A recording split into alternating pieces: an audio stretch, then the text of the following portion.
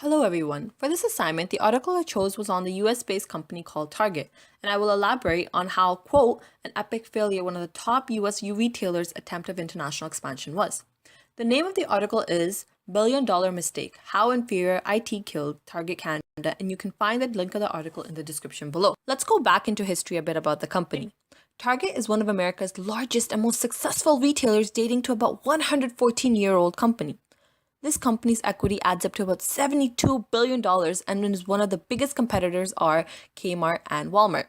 Wanting to grow and expand, the management of Target noticed a growth opportunity in Canada, and this was when Zellers set out to sell out its chain, and this included their very valuable leases.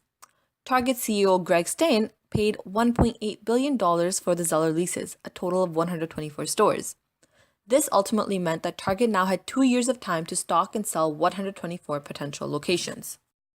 You can see that there's already some sort of disaster coming up already.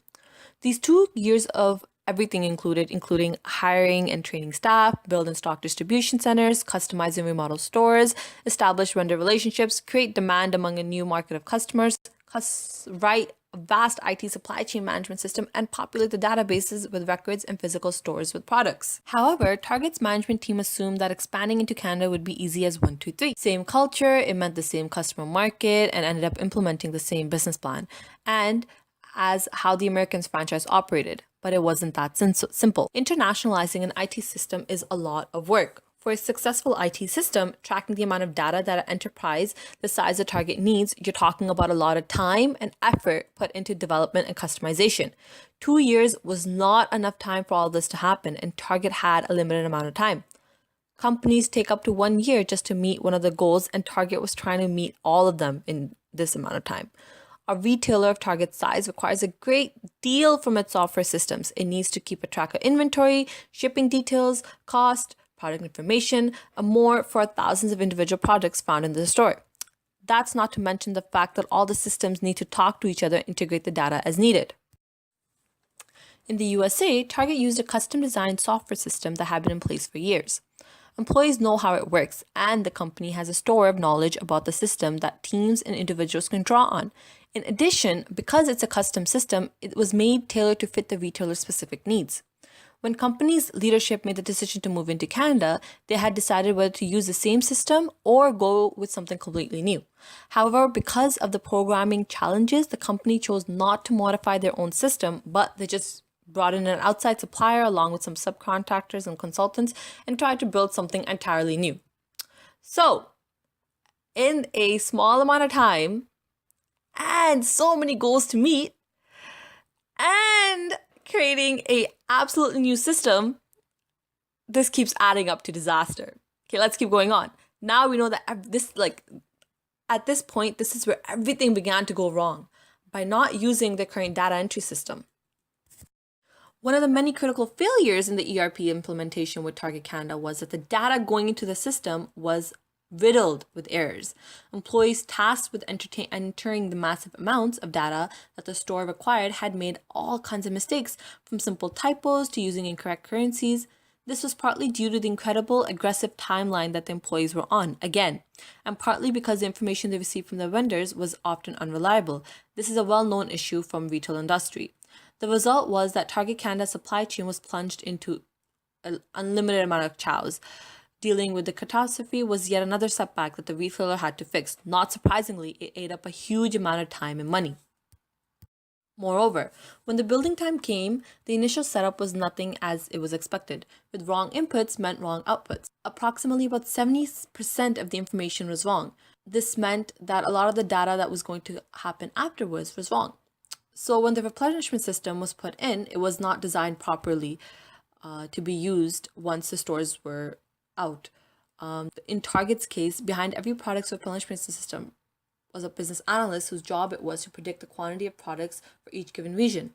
Instead of having an automated system, they turned off the notification system that would tell people that there were poor stocking levels. As a result, when the stores had opened up, Canadian customers were not impressed when the stores opened nationwide. Sales never took off, and there were more data errors that were hard to count. For example, the date an object would arrive at a distribution center was interpreted by some as when object actually arrived in comparison to when it was shipped to a distribution center. What started as a disaster basically ended up as a disaster. Target lost $7 billion and applied for bankruptcy protection. All 133 stores were closed and 17,000 Canadian employees lost their jobs. So what were some lessons that can be learned from here? There were so many mistakes, it's hard to find one unifying thread. But it's there if you look hard enough. Put simply, Target should have never added an entirely new and unrelated IT system for Canada. They had the first part, the information system was operational, but the business leaders didn't understand that the system would most likely need tweaking and some customization in order to have it fit Target Canada's requirements. Perhaps a larger issue was that the timeline the retailer set was set on something unrealistic, especially for a company of Target's size. Getting an information system like that to the point to function was no small task. At the same time, Target Canada did not seem to have taken into account the importance of getting employees comfortable on the system. Training is vital to a business success with a new software system. User errors are inevitable, but they can be easily managed when a business allows itself to roll out a new system gradually. The takeaways? Businesses need to ensure that the systems they adopt are moving them towards their business objectives. Just as importantly, they must be ready to invest the time and resources necessary for making the implementation a successful one. Instead, Target should have carefully extended their existing IT system to support internationalization, and once that capability was available, only then consider expanding into another country. Additionally, the idea of trying to open up an entire nation of stores rather than opening them incrementally was bound to fail.